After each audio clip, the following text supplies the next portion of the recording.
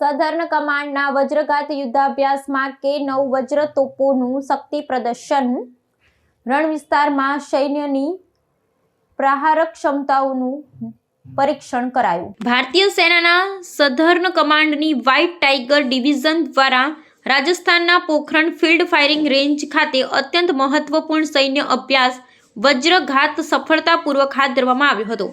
આ યુદ્ધાભ્યાસ દરમિયાન રણ વિસ્તારના પડકારજનક વાતાવરણમાં K9 વજ્ર ટોપ પ્રણાલીની વિનાશક પ્રહારક ક્ષમતા અને રણનીતિક કૌશલ્ય પુનઃ સમર્થન કરવામાં આવ્યું હતું। ભારતીય સૈન્યની આધુનિક આર્ટિલરી ક્ષમતાને પ્રદર્શિત કરતા પ્રશિક્ષણ કાર્યક્રમમાં દુશ્મનના ઠેકાણાઓને સચોટ રીતે તોડી પાડવાના વિવિધ તબક્કાઓનો મહાવરો કરવામાં આવ્યો હતો।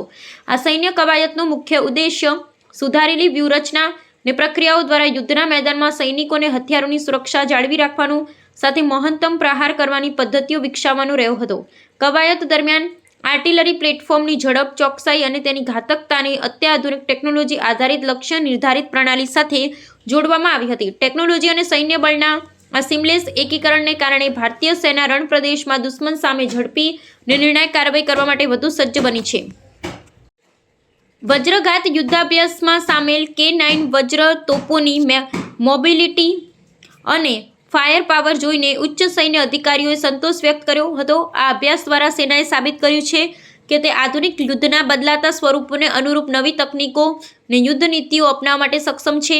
આગામી સમયમાં રણ સરહદો પર સંરક્ષણ વ્યવસ્થાને વધુ અભેદ બનાવવા માટે આ પ્રકારના ટેકનોલોજી આધારિત યુદ્ધાભ્યાસો નિર્ણાયક ભૂમિકા ભજવશે।